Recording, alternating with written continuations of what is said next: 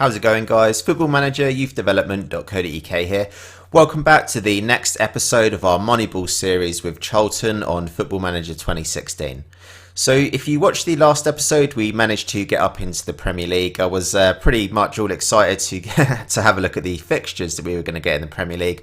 Obviously, the jump from the Championship up to the Premier League is a pretty massive gap, to be honest. Having a look at the first 6 games that we've got in the Premier League, they're absolutely horrendous. So we've got Manchester United away, Liverpool at home, Everton away, Tottenham away, Arsenal at home, and then Chelsea at home.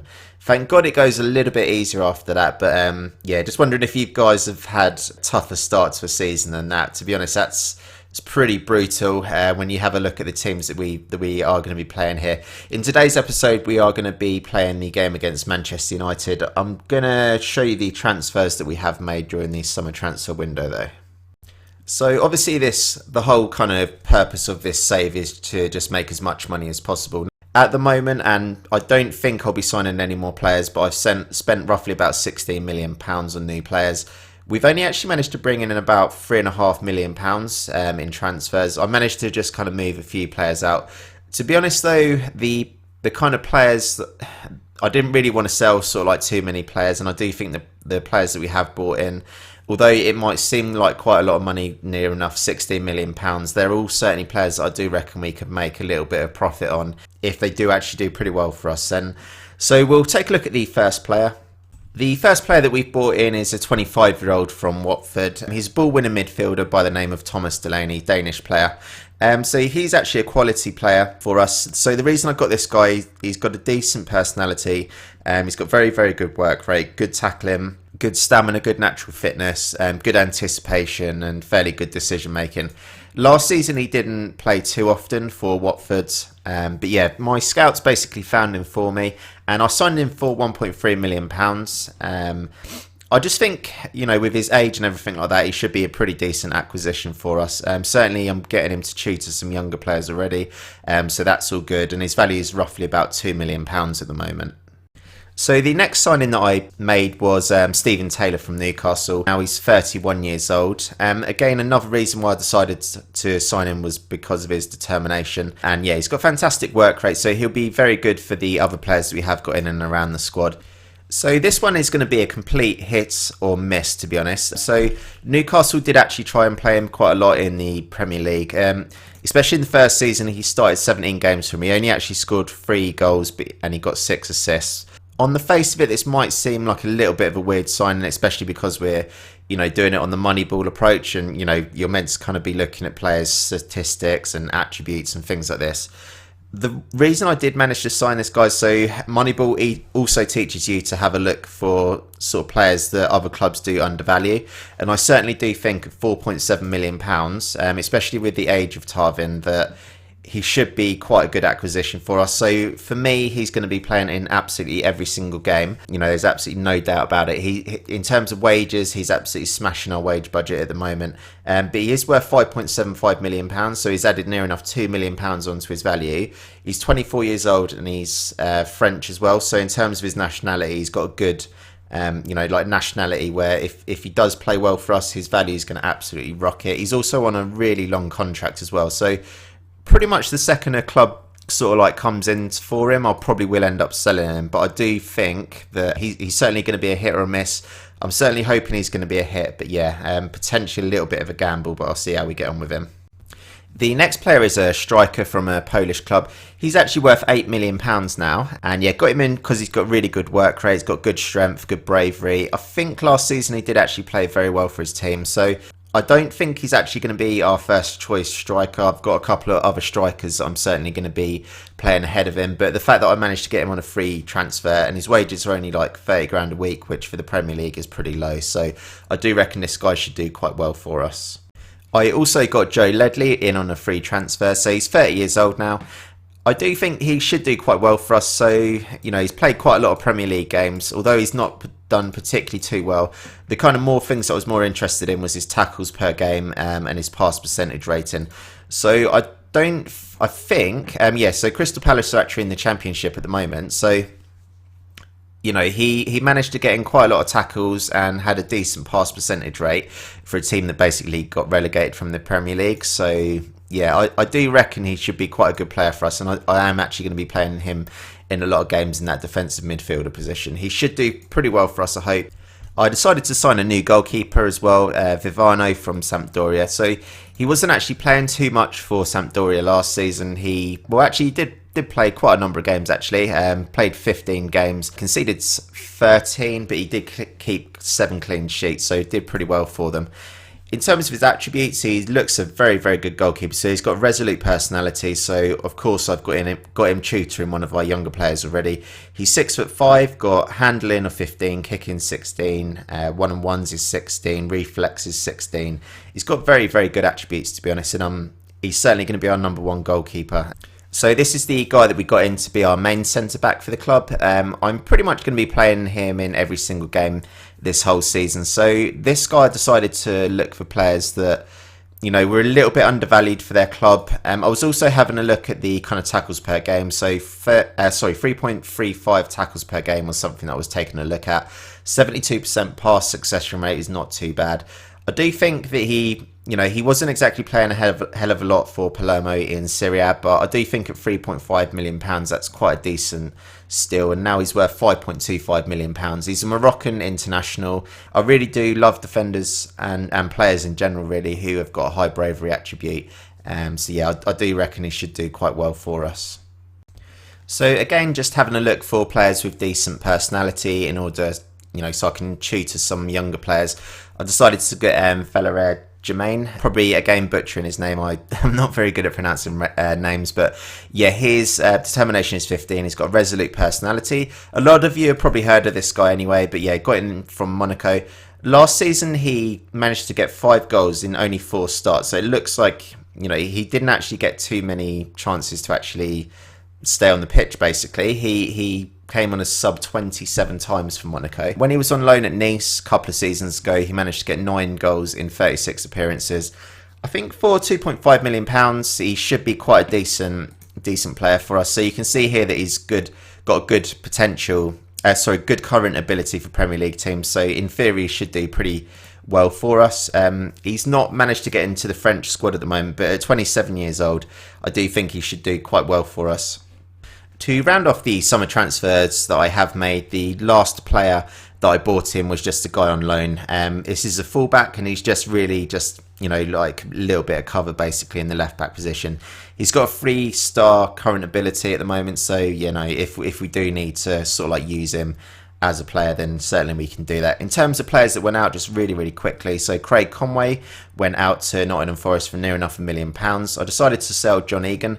So obviously this is a kind of Moneyball series. If you remember last summer transfer window, we did actually sign John on a free transfer from Gillingham. I plucked him basically from League One, played him in a fair amount of games in the Championship, and pretty much sold him for 750k. So this is the exact kind of thing that I'm looking to do with the Moneyball. Just, try and find players that we can get for, very little money. Play them in my team for a little bit and then move them on for a really, pretty nice profit. And that's certainly what we've managed to do with John just in one season. So other players that have left the club as well. So Callum Harriott has gone to Peterborough. This guy was on loan. He wasn't really doing too much for us. George has left on loan as well. Archie Edwards, I did actually want to play him quite a lot this season, but I don't think, unfortunately, he's good enough for playing in the Premier League. So yeah, I've unfortunately let him go. Obviously, he has come through our academy, and I was looking to play him as much as possible.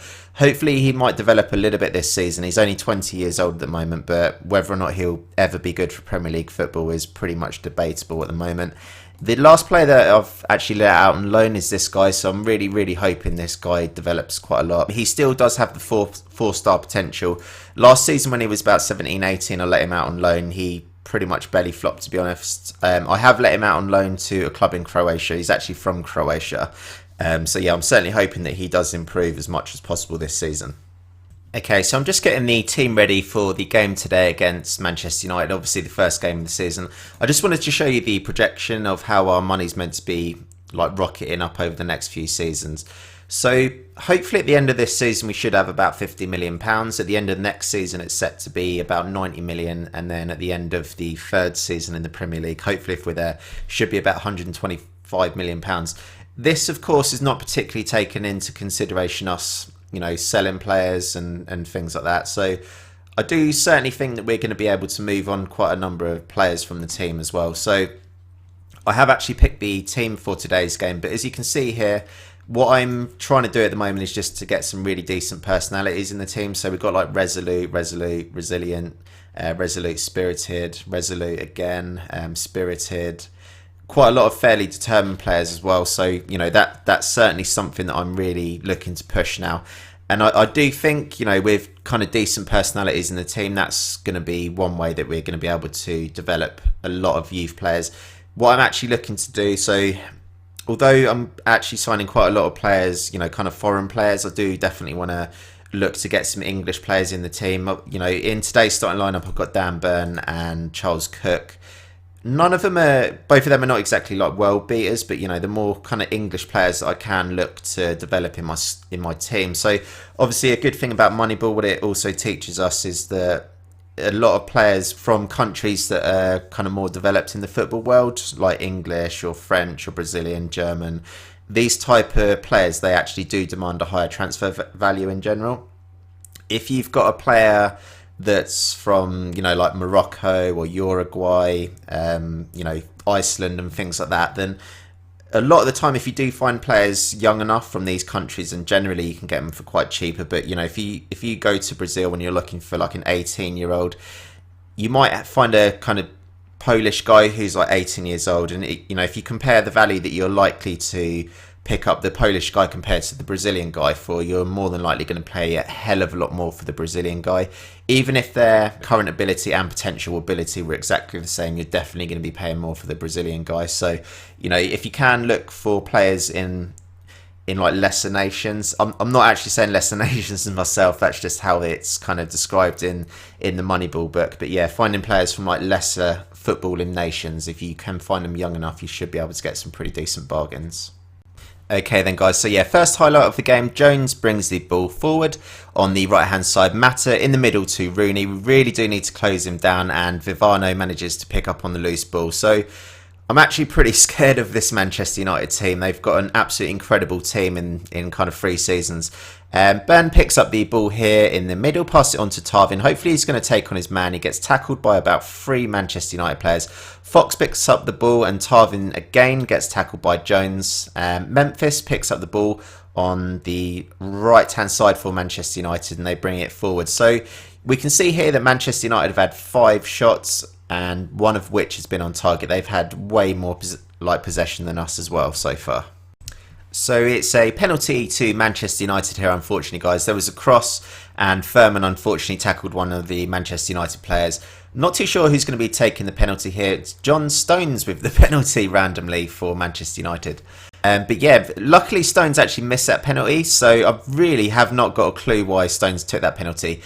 But pretty much as soon as I say that, Manchester United do make amends for that. So sorry guys, just had a few technical glitches with my computer there. But yeah, Mata basically takes the corner and then at the back post Stones is there and Rooney is there to apply the finish to make it 1-0 to Manchester United. Okay, so it's half time now guys and it's 1-0 to Manchester United. So to be honest, we're not actually playing well at all in this game. The average rating of a lot of our players is horrendous. Our goalkeeper's playing at a 9 at the moment, just to tell you like how good we've been playing. I do think what I'm going to say to the players is for them to show me something else in the second half. I do just want to motivate the players. I know we are away at Manchester United, but we might as well just try doing something rather than, just kind of sitting back and just letting them like beat us basically. So we'll see how the second half goes. So Mata picks the ball up on the edge of the area here. Rooney brings it forward. That was a really good chance for Manchester United actually. So they've had 17 shots on target now.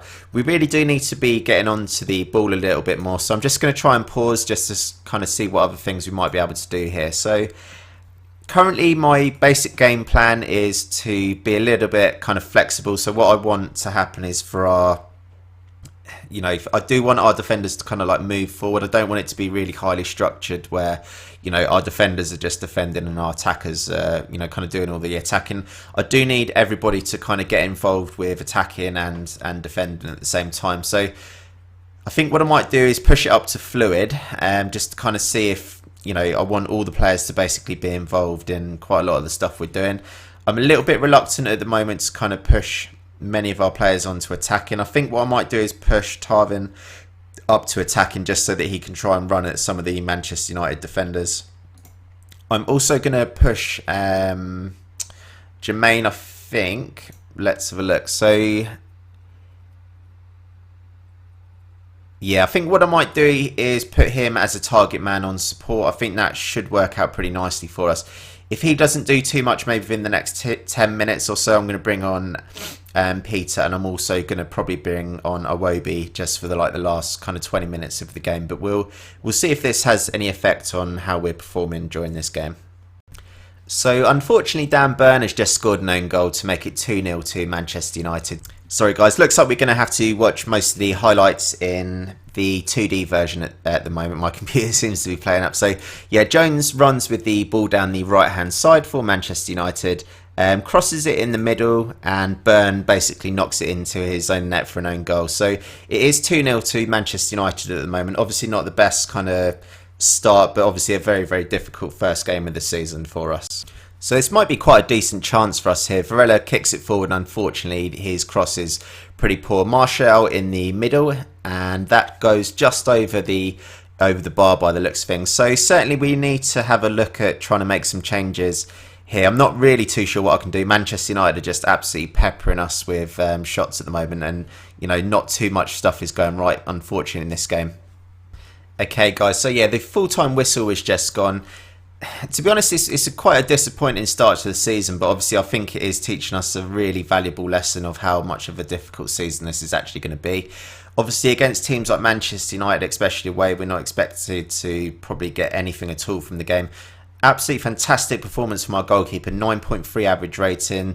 In terms of the players, like a lot of them weren't exactly horrendous. I mean, considering we lost 2-0, you know, you probably would expect the average ratings to be quite a lot lower than they are. I'm just going to tell the players not to look back and worry about the result. You know, I certainly don't think that we've got anything to worry about here.